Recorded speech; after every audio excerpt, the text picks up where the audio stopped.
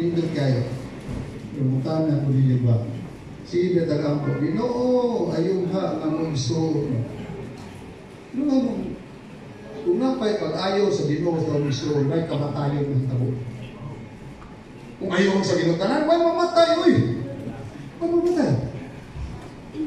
Ako, Lord, hindi. Lord, touch.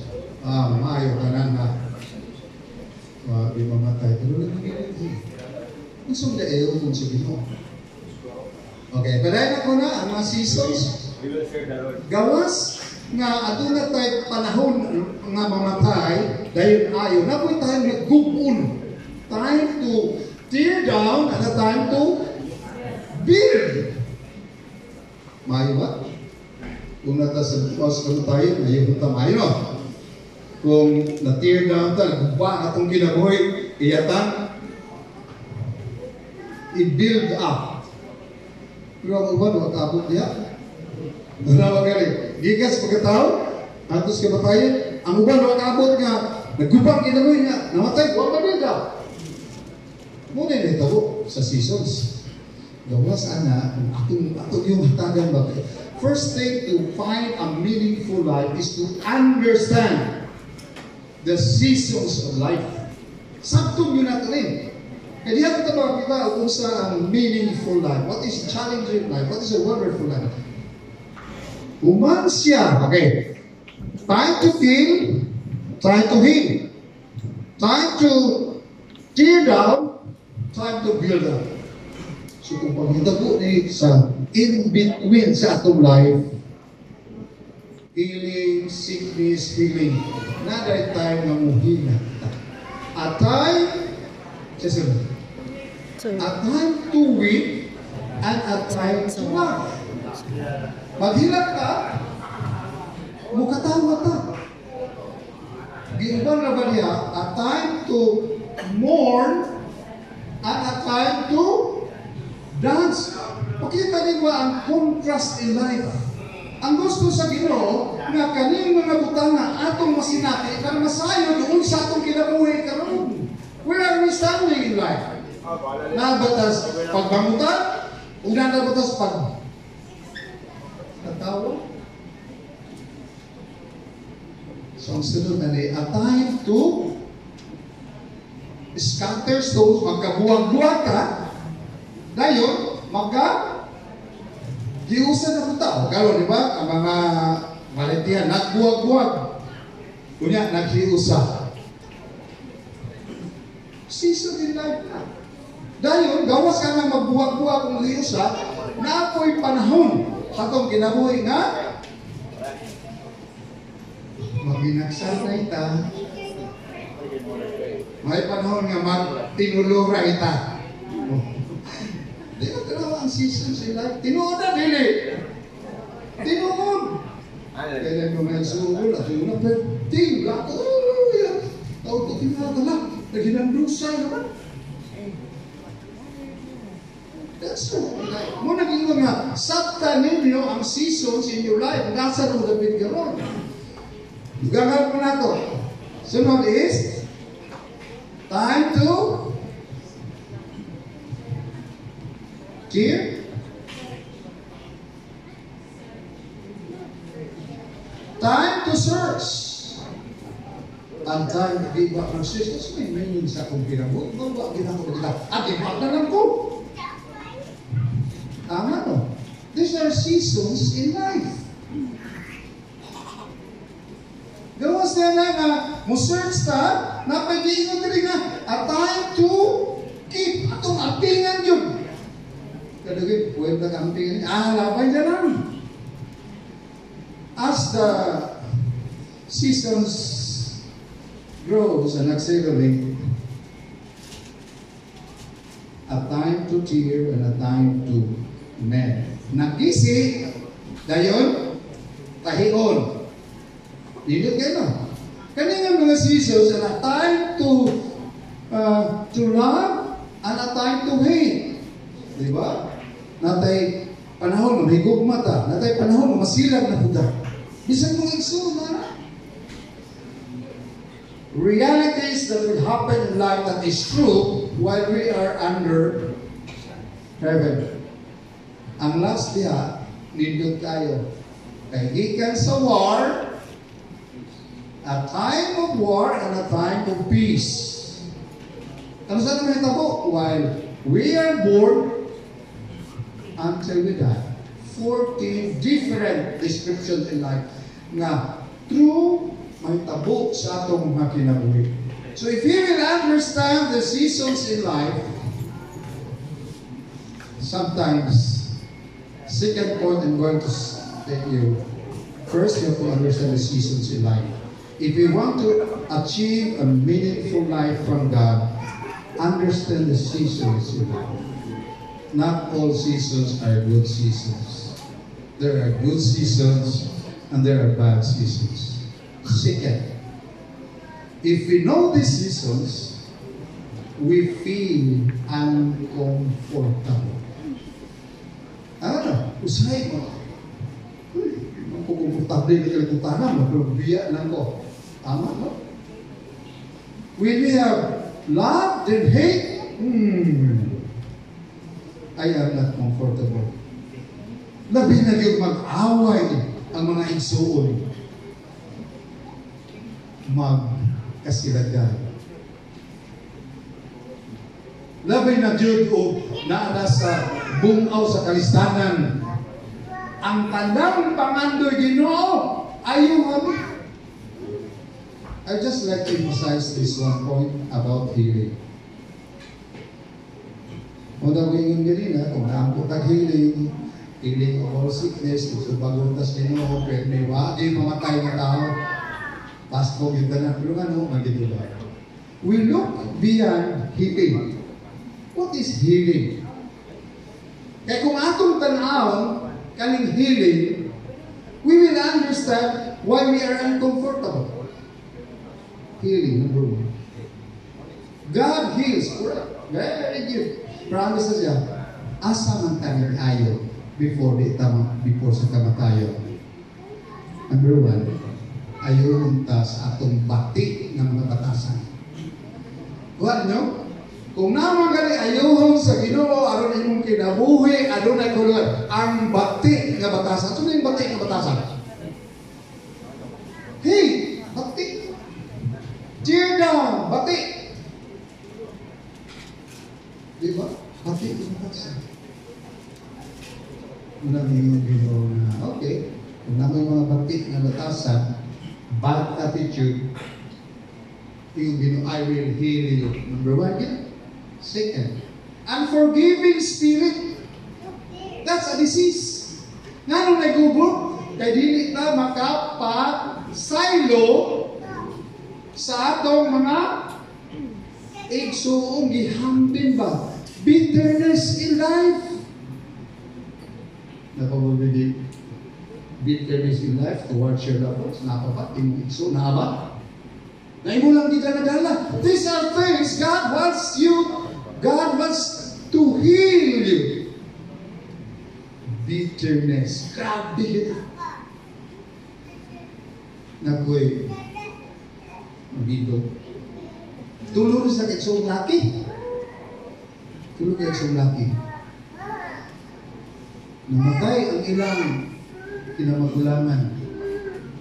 Kabalo ko kung sa gisulti, maya bigo na stroke ko, kaya rin ko kabisitas akong igsuon nga matay. What a bitterness in life. Nakaingon ko kuma, ha? Ana? May pa kung na-stroke siya, kaya kung di siya ka-stroke, kabisita, kung siya rason. Kung na-stroke siya, rason nga di kabisita. What's that? Bitterness in life. Unforgiving spirit.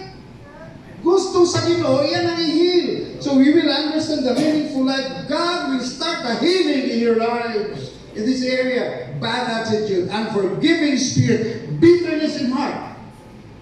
Kung na kayo bitterness in heart, ayaw sa Ginoo. Uncomfortable ka lang, tanaw ka sa katong buka na kontra na to, may galing ni St. Peter, kayo'y puntahan. Pag-agis yung kontra, agi ka dito. Diba? Imbis mag-sinuway.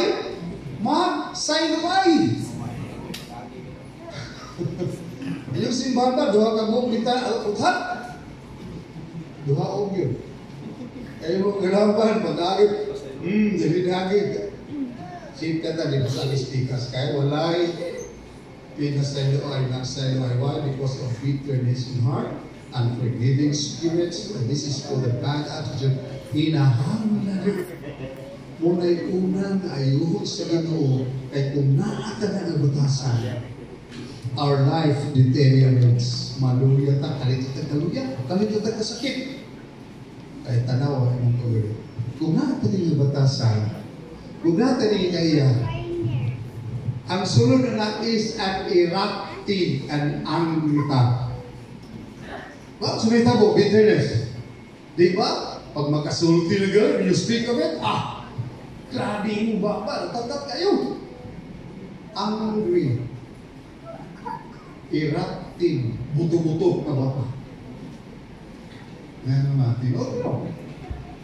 Because Luke chapter 6 and verse 45, out of the abundance of your hearts, the mouth will speak. Di kinakapungan. Isa kung saan ni Bugtago, and God wants you to feel that we can have a meaningful life. Amen. When we feel uncomfortable, think of ourselves, Lord, ano ba uncomfortable? Naba ko'y unforgiving spirit? Naba ko'y bitterness in heart? Naba ko'y bakba na grabe. So mga kaiso na kanong gabi, nagatubang ta sa usa ka kamatayon. Examine yourselves. Naba ko'y bihambing na kayo? Naba ko'y gibhatid kaligyo na si mga pasaylo. Mientras na di ko ka pasaylo. Nagpabilin ba ngayong bakbak na mulito kung mga kasukot? Muna ang igon sa Ginoo, I will heal you. Muna yung unahon pag-touch ang atong makasing-kasing para ta maulian. So ayaw go out and just kung na may mga kayugo sa mga igsuon, mga parente, ninyo kita ka, don't go out to say, I'm sorry. Amen. Amen. Kaya mapabilin nga ng kayugo na makita ta. Dili na kayo man. So understand the seasons in life. If we want to have a meaningful life out of the meaningless life, understand the seasons. Solomon was speaking 14 seasons. And know if you have this seasons nga dili favorable, your life becomes uncomfortable. Understand so that you will know how you rate your life. Uncomfortable life. Mga tanaw itong ginagawa, comfortable ba kung niya pili na tayo sa kamatayon? Wala ba kayo kahiubos? Na kung ginadadala? Wala ba ni away sa mga igsoon o sa mga kamatayon? Basta kung saan mo yung tago-tago na nagawas niya siya. And God wants you to heal. And the last one. If you understand the seasons of times, if you know your life, you are in the uncomfortable condition, think that God is unbelievable. He makes all things beautiful. No, unbelievable tayo. I just like to read it here. Nag-iin siya ba? Kasi may maani nato aning mga butanga. If you are toiling meaninglessly, if you are toiling carelessly, like kasi may maani nato. Wow, sakitan. Mga nagkakaruya. Pero think, lastly, God is unbelievable. What really, grabe, unthinkable, unfathomable. What God said, He made everything beautiful in your time. Mahimo na lang, makita din mo that God makes beautiful. When you understand the seasons in life, and when you put yourself in the season where you're uncomfortable, here is a God that promised, I will make everything beautiful in our time. Sa alas Ginoo sa tanan nga nakadawat niya. Kinsay makabuhat na nga mahimong nindot ang ikinabuhi, it's only Jesus Christ. what He promised in the Word of God. Of course, the very famous we have, John 3:16, for God so loved the world, that He gave His only begotten Son, that whoever believes in Him should not perish without everlasting. That's a life with God. That's a beautiful life. Naiawit, it was, nahilong ko, Papa, beautiful. Di ba lang nangawit? Beautiful. At ang nangawit kay God is promising, God is telling you, God wants your life to be beautiful. Jesus is beautiful. Jesus makes beautiful. He's all my life. Akong balik ko. Muna yung mensahe sa ating kinabuhi. Gusto ang Diyos na inyong kinabuhi at dunay kanindot kahulugan para sa iyo. Di siya gusto ang inyong kinabuhi magpapili na ganing seasons of distrust, seasons of hate, seasons of war. God wants you to overcome. And the message of the song, beautiful, beautiful, Jesus is beautiful. Jesus makes beautiful things of my life. Carefully, carefully touching me, causing my eyes to see. Jesus makes beautiful things of my life. Atong balintun. Beautiful, beautiful. Jesus makes beautiful. Jesus makes beautiful things of my life. Carefully touching me, causing my eyes to see. Jesus makes beautiful things of my life. Kami sa iyong ikay, ang imong kinabuhi, mahimong din doon sa presensya sa Ginoo. I know maybe some of us are experiencing hatred. Maybe some of us cannot forgive. Ang atong mga kasing-kasing na puno sa kapait sa kinabuhi. Release it to God. Unbelievable. God can make your life beautiful. Do you have the desire? Nagantay ba mo na kinabuhi? It's only God can give. He alone can make your life so beautiful. Nga bisan ining kalibutan nga tugipuyan under heaven, times and seasons might not become beautiful in our life. Gikan sa atong pagkatao, hangtod sa kamatayon, pandayon sa Ginoo ang kinabuhi. Himuon nindot ang inyong kinabuhi. Ask God for healing and forgiving spirit, bitterness in life,